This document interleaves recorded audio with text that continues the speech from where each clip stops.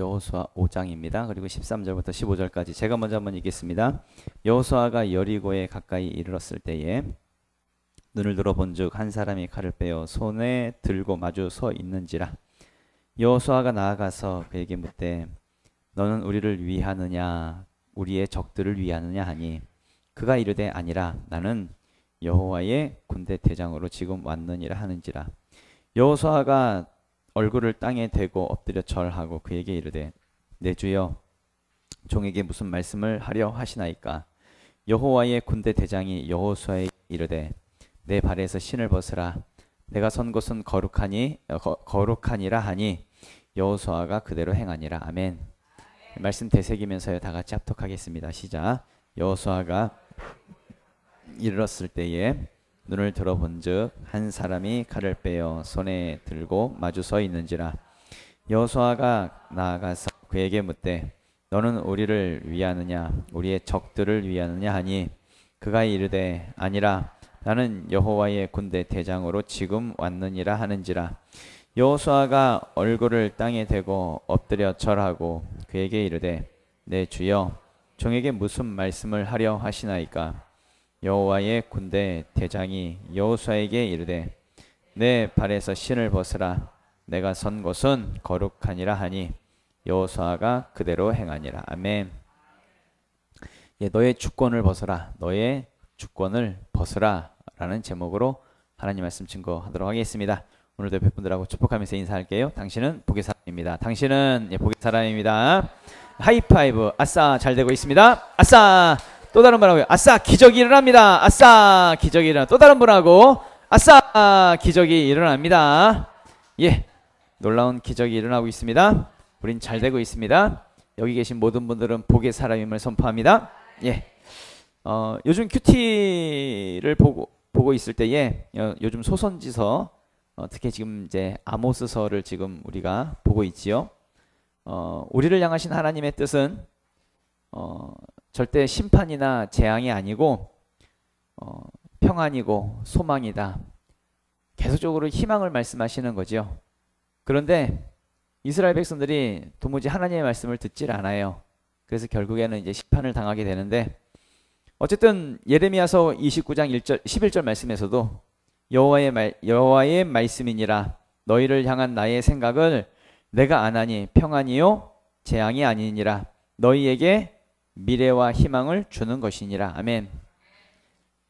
계속적으로 선지자들이 심판을 말씀하고 하나님의 말씀을 대언할 때에 재앙을 말하지만 그러나 하나님의 뜻은 어디에 있다는 거예요?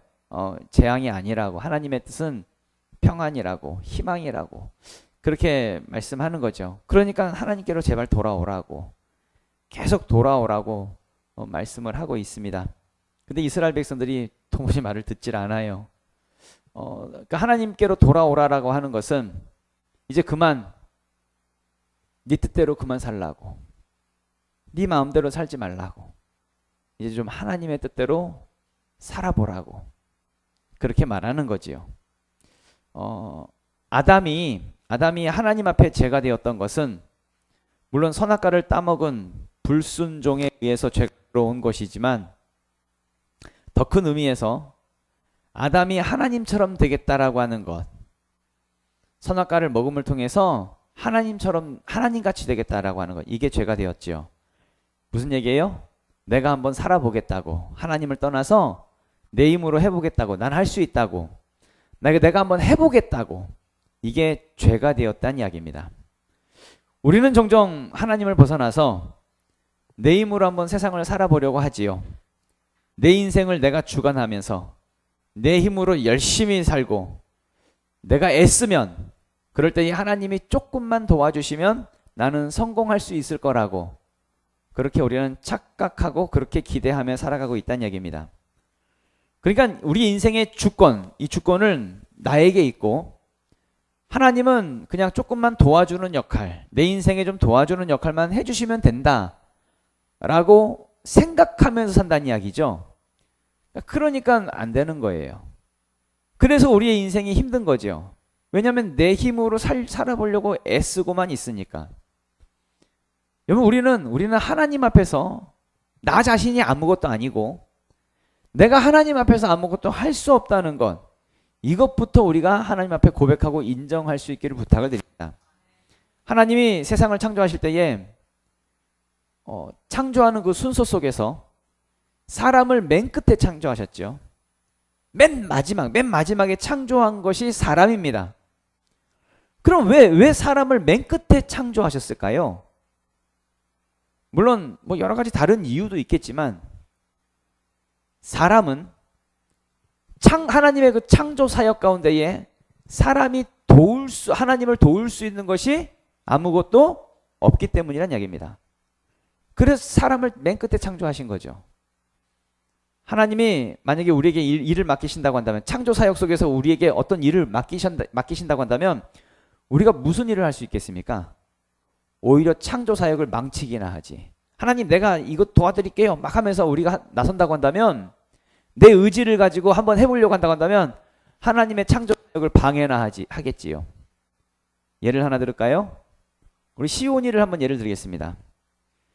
우리 시온이 엄마가, 우리 이은경 리더가 시온이에게 말합니다. 시온아, 우리 오늘 점심에 칼국수 만들어 먹을까? 그 얘기를 들은 시온이가요, 갑자기 유튜브를 찾아봅니다. 칼국수 만드는 법. 얘 유튜브 잘하잖아요. 막 자기가 유튜브를 막 찾아보더니 칼국수를 만드는 법을 영상을 찾아서 얘가 보고 그 칼국수 만드는 법을 은혜 받았어요. 그러고 나서 엄마를 앉혀놓고 자기가, 엄마, 내가 칼국수를 맛있게 끓여줄게 라고 하면서 자기가 부엌의 주권을 갖기 시작합니다. 밀가루를 사다가 막 봉지를 뜯어서 막 반죽을 하고 홍두깨로 막 밀어가지고 반죽을 탁 피더니 칼로 막 쓸지요. 쓸고 멸치 육수도 내고 그러면서 그렇게 끓여온다라고 가정해 봅시다. 엄마 입장에서 그 칼국수에 대해서 기대감이 클까요? 아니죠. 아마도요, 시온이가 밀가루 봉지를 뜯는 순간부터 난리가 날 겁니다. 밀가루 가루가 팍 하면서 온 부엌을 난장판을 만들 것이고요.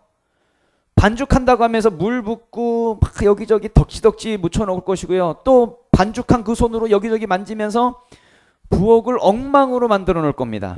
거기다가 칼 가지고 국수를 자른다고 할 때에 손도 베일 것이고요. 또 육수 끓인다고 물 끓이면서 하여튼 데이기도 하겠지요. 엄마 입장에서요, 시온이가 칼국수 만들어 오는 건 이게 기쁠까요? 하나도 기쁘지 않습니다. 일은 일대로 되지 않고요. 부엌은 엉망으로 만들어 놓고요. 일거리만 잔뜩 해놓고요. 심지어 시온이가 너무 위험합니다. 엄마 입장에서는 기쁘지가 않습니다. 그러면 어떻게 해야 기쁠까요?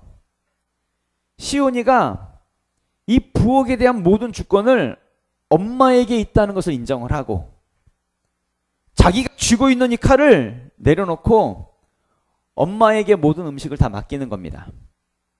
그럴 때에 엄마가 기뻐하는 거죠. 엄마가 부엌의 주권을 가지고 칼국수를 맛있게 끓여온 것을 맛있다 그러면서 맛있게 먹는 것, 그럴 때에 엄마는 기쁜 것입니다.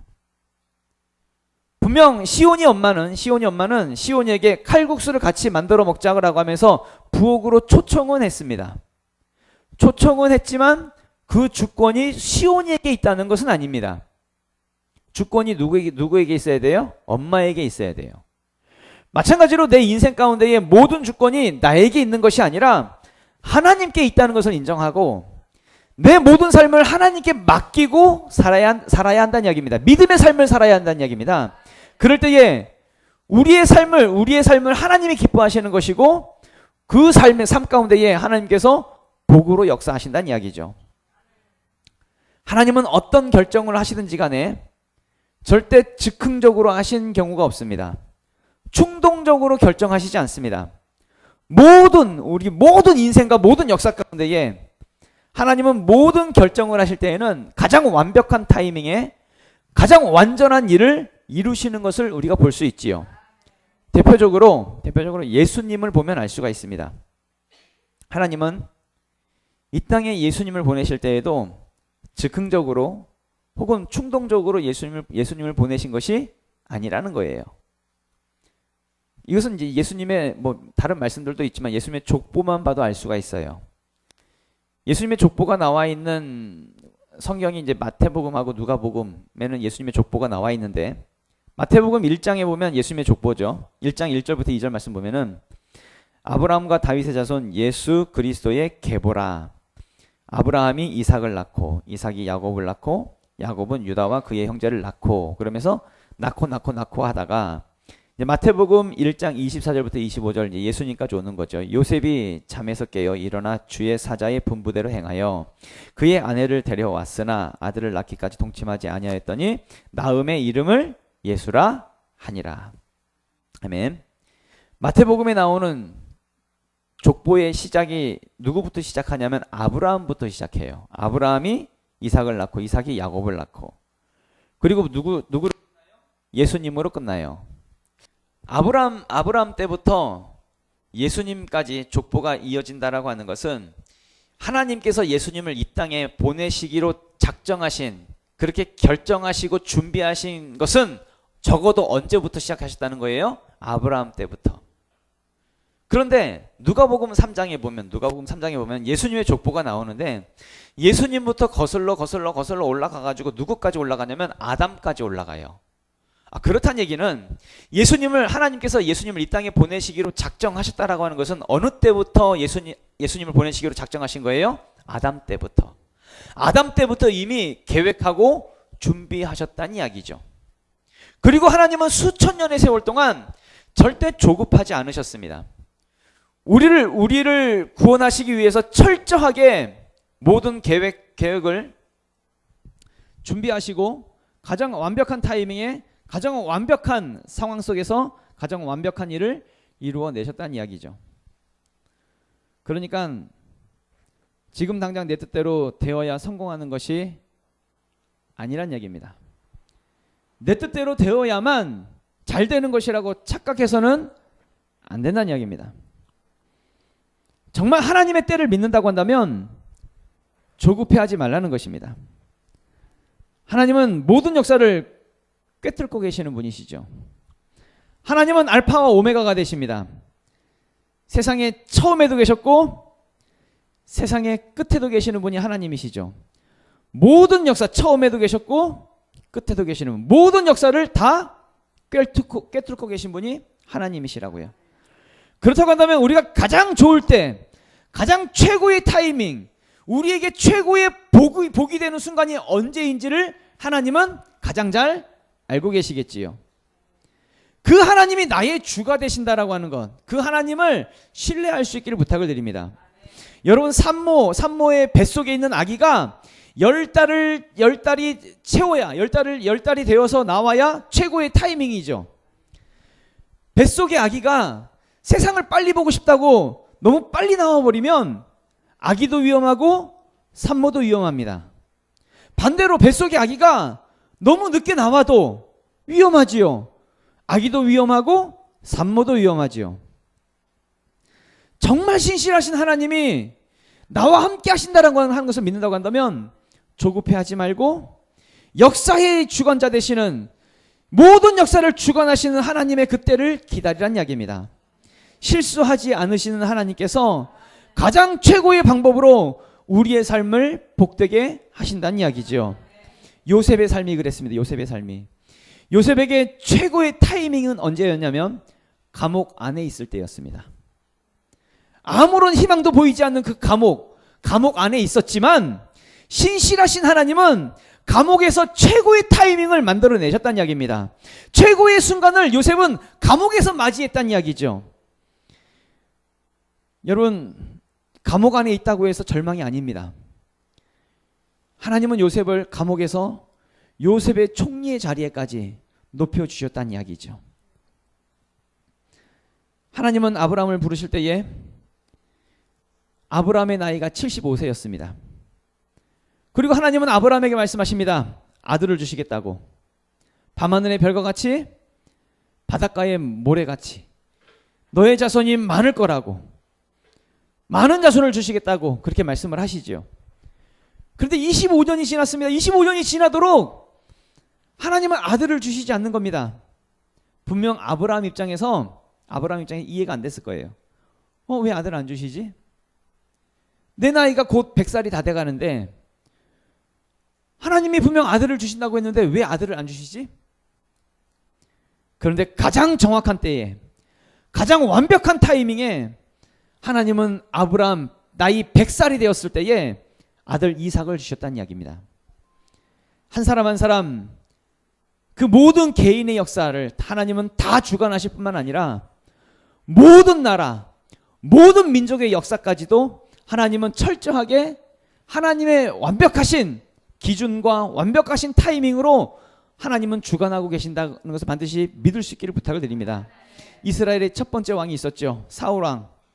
사울 왕을 세우시는 타이밍도 가장 정확하고 완벽한 타이밍에 하나님은 사울 왕을 세우셨고, 사울 왕을 패하시고 그 다음 왕 다윗 왕을 세우실 때도 가장 완벽하고 정확한 타이밍에 하나님은 다윗 왕을 세우셨지요. 그리고 이스라엘의 최고의 번성의 시기, 번영의 시기를 보내게 됩니다. 그리고 솔로몬이 왕이 되었고요.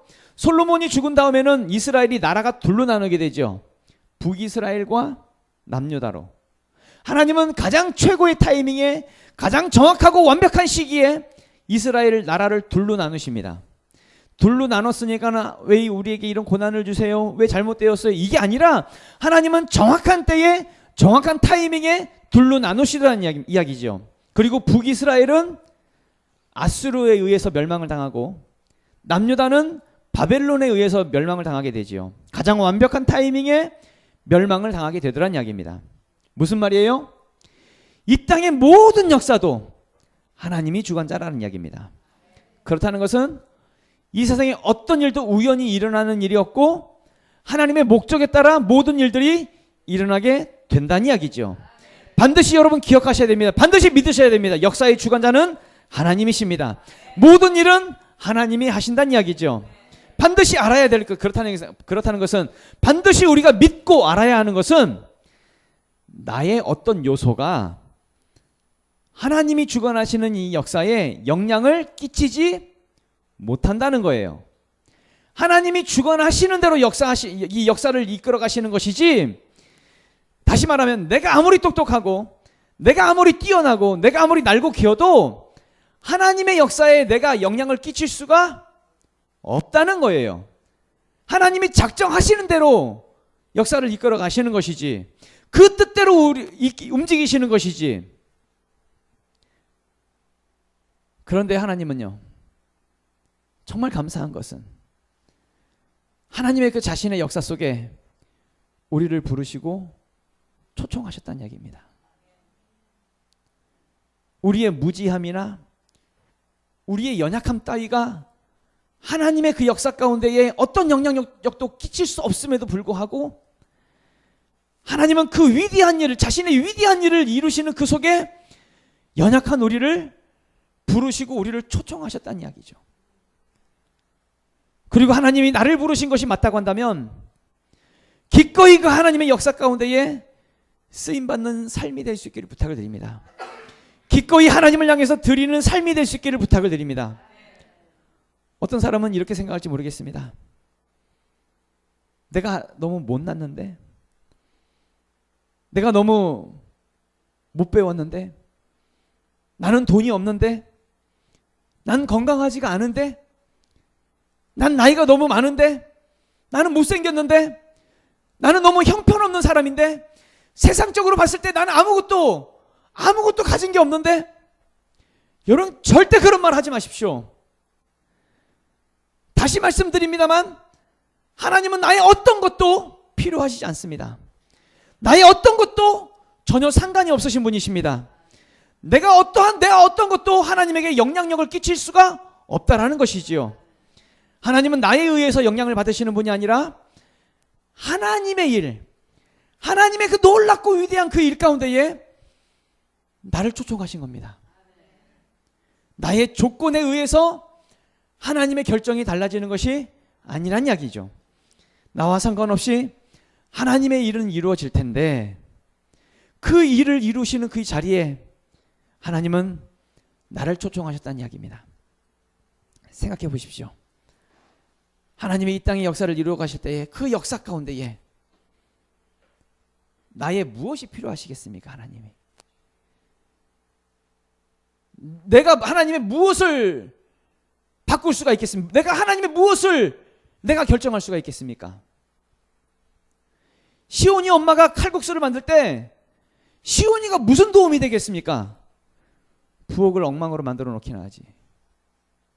마찬가지로 전지전능하신 하나님은 사람의 어떤 것과 상관없이 하나님의 일을 이루어 가실 것이라는 이야기입니다.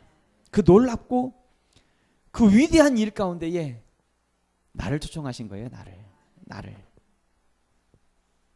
하나님이 그렇게 나를 초청하신 것, 부르신 것, 그럴 때에 기꺼이 쓰임받는 인생이 될 수 있기를 부탁을 드립니다. 오늘 본문의 내용이 바로 그런 부분이지요. 하나님이 여호수아를 사용하시기 전에 그 모든 주권을 하나님 앞에 굴복시키는 그런 내용입니다. 또 그 전에 이곳은 거룩한 곳이니 신을 벗어라라고 하는 그 내용이 또 누구에게 하나님이 말씀하셨죠? 모세에게. 모세에게. 출애굽기서 3장 5절에 보면 이런 말씀이 있죠. 여호와께서 그가 보려고 돌이켜 오는 것을 보신지라. 하나님이 모세를 부르신 장면이에요. 하나님이 떨기나무 가운데서 그를 불러 이르시되 모세야 모세야 하시매 그가 이르되 내가 여기 있나이다. 하나님이 이르시되 이리로 가까이 오지 말라. 내가 선 곳은 거룩한 땅이니 내 발에서 신을 벗으라. 아멘. 하나님이 모세를 호렙산으로 부르시고 하나님이 자신의 역사 가운데 그 역사를 이루실 때에 모세를 사용하시기 위해서 초청하는 장면이에요. 그럴 때에 모세에게 하나님이 먼저 요구하시는 것이 있습니다. 뭐예요? 신을 벗으라는 거예요. 신을. 물론 이 신을 벗으라고 하는 데는 여러 가지 의미가 있지요. 뭐 죄를 벗어라, 뭐 옛사람을 벗어라, 아니면 너 자신을 벗어라, 뭐 여러 가지 의미가 있겠지만 그 중에서 하나, 그동안 네가 신발을 신고 네 마음대로 다니고 네 마음대로 살았던 네 인생 가운데에 너의 모든 주권을 벗으라는 얘기예요. 네 주권을. 모세가 자기 주권을 내세웠을 때는요, 애굽의 왕자로 있었을 때 애굽 사람 한 사람 죽이고 광야로 도망치잖아요. 자기 주권 내세우면 살인하고 도망자 신세가 돼요. 근데 자기 삶에서 자기 주권을 하나님 앞에 포기하라는 이야기죠. 그러니까 신발을 벗으라고요. 무슨 얘기예요? 하나님께 맡기라고요. 하나님께 맡기면 하나님이 책임져 주신다는 이야기입니다. 하나님께서 이루실 그 역사 가운데에 쓰임받는 인생이 될 수 있다는 이야기죠. 그러면서 이제 오늘 본문 말씀이에요. 본문의 13절에서 15절까지의 내용인데요. 여호수아가 여리고에 가까이 이르렀을 때에 눈을 들어 본즉 한 사람이 칼을 빼어 손에 들고 마주 서 있는지라. 여호수아가 나아가서 그에게 묻되 너는 우리를 위하느냐 우리의 적들을 위하느냐 하니 그가 이르되 아니라 나는 여호와의 군대 대장으로 지금 왔느니라 하는지라. 여호수아가 얼굴을 땅에 대고 엎드려 절하고 그에게 이르되 내 주여 종에게 무슨 말씀을 하려 하시나이까. 여호와의 군대 대장이 여호수아에게 이르되 내 발에서 신을 벗으라. 내가 선 곳은 거룩하니라 하니 여호수아가 그대로 행하니라. 아멘. 이스라엘 백성들이 애굽 땅을 나와서 광야에서 40년 동안 지내고요. 이제 가나안 땅까지 거의 다 왔습니다. 이제 길갈이라고 하는 곳에 있습니다. 그리고 여리고 앞에 있죠. 여리고 가까이 이르렀을 때에 그렇게 말씀하고 있죠. 그럴 때에 지금 이제 여리고 전투를 지금 앞두고 있습니다. 그때 갑자기 한 사람이 칼을 빼들고 여호수아 앞에 서 있는 거예요. 그래서 여호수아가 물어요. 너는 누구를 위해서, 우리를 위하느냐 적들을 위하느냐. 그러니까 너는 누구 편이냐, 우리 편이냐 적의 편이냐, 누구 편이냐, 이제 이렇게 묻는 거죠. 그러니까 그 사람이 말을 해요. 여호와의 군대 장관으로 왔다고, 군대 대장으로 왔다고. 여호수아가 그 자리에서 엎드리면서 절을 하죠. 무슨 말씀을 하려고 하십니까? 이제 이렇게 물어요. 그랬더니 여호와의 군대 대장이 내 발에서 신을 벗으라. 내가 선 곳은 거룩하니라. 이런 말을 합니다. 이게 무슨 말이에요? 이 전쟁의 주권을 하나님께 좀 넘기라는 거예요. 네가 신발을 신고 네가 전쟁에 나가서 네가 싸우려고 하지 말고, 네가 선 곳은 거룩한 곳이니까, 그러니까 이 전쟁은 하나님께서 이기게 하시는, 하나님이 싸우시는 거룩한 전쟁이니까 네가 싸우려고 하지 말라고, 그 신을 좀 벗으라고, 그렇게 말씀하고 있는 것이죠. 내가 싸우는 전쟁으로 만들지 말고 하나님이 싸우시는 전쟁으로 만들란 이야기입니다. 모든 주권을 하나님께 맡기란 이야기죠. 하나님이 이스라엘 백성들을 데리고 출애굽하시면서 하나님이 이스라엘 백성들에게 말씀하신 내용이 있습니다. 여호와께서 너희를 위하여 싸우시리니 너희는 가만히 있을지어다. 하나님이 싸울 테니까 너희들이 싸우지 말라고. 너희들에게 주권이 없어. 너희들에게는, 나에게는 주권이 없어. 누구에게 주권이 있다는 거예요? 하나님에게. 모든 역사의 주관자는 하나님이시니까, 내가 뭘 한다고 해서 하나님이 이루시는 것이 아니란 이야기입니다. 내가 무슨 능력으로 하나님께서 그 역사 가운데에 나를 사용하시는 것이 아니란 이야기입니다. 나의 어떤 것도 하나님께 영향을 끼칠 수가 없지요. 내가 하는 것이 아니라 하나님이 하시는 것입니다. 절대 주권, 모든 주권이 하나님께 있기 때문에, 그리고 하나님은 단지 그 하나님의 일 가운데, 하나님의 그 역사 가운데에 우리를 초청하시는 거지요. 우리는 지금 베스트 파티라고 하는 이 기간에 많은 전도 대상자들을 만나고 관계를 맺고 다가가는 시간을 갖고 있습니다. 부탁의 말씀을 드리기는, 내가 싸우는 게 아닙니다. 내가 싸우려고 하지 말고 모든 것을 하나님께 맡기고 하나님 의지하고 하나님이 나를 부르신 그 초청에 응하며 하나님의 이름으로 담대히 나아갈 수 있는 우리 모두가 될 수 있기를 부탁을 드립니다. 모든 역사는 누가 이루시는 거예요? 하나님이 이루십니다. 그리고 그 모든 역사 가운데에 하나님은 나를 초청하셨습니다. 내 삶의 모든 주권을 하나님 앞에 포기하고 하나님께서 싸우시는 전쟁으로 만들 수 있기를 부탁을 드립니다. 내가 싸우는 전쟁이 아닌 하나님이 싸우시는 전쟁으로, 그래서 큰 승리를 이룰 수 있는 우리 모두가 될 수 있기를 예수 이름으로 축원합니다. 이 시간 말씀 붙잡고 기도하겠습니다. 기도할 때에 다 같이 일어나서 기도하겠습니다.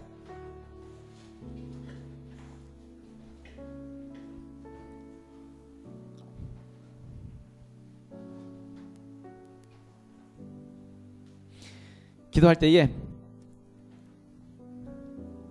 이제 내려놓자고요. 내려놓자라고 하는 것은 내가 나의 주인 된 그 모든 것을 내려놓자는 얘기입니다. 혹시 왜 두려우십니까? 왜 두려운지 아십니까? 여전히 내가 주인이니까 두려운 거예요. 왜 머뭇거리고 거부감을 가지십니까? 왜 그래요? 여전히 내가 내 인생 가운데에 내가 주관하려고 하니까 이게 힘들고 부담스럽고 거부감이 드는 거예요. 한번 주권을 포기하시지 않으시겠습니까? 한번 내려놓지 않으시겠습니까? 하나님께 한번 맡겨보지 않으시겠습니까? 내가 싸우려고 하지 말고 하나님이 싸우실 수 있도록 한번 맡겨보지 않으시겠습니까? 그렇게 해보자는 겁니다. 내 싸움이 아닌, 내 전쟁이 아닌 하나님이 싸우시는 전쟁으로 그렇게 만들어 보자는 이야기죠. 그렇게 하나님은 우리를 초청하셨습니다. 그 부르신 가운데에 쓰임받는 하나님, 우리가 될 수 있도록 우리를 도와주시옵소서. 우리 주여 한번 외치고 우리 통성으로 기도하도록 하겠습니다. 주여!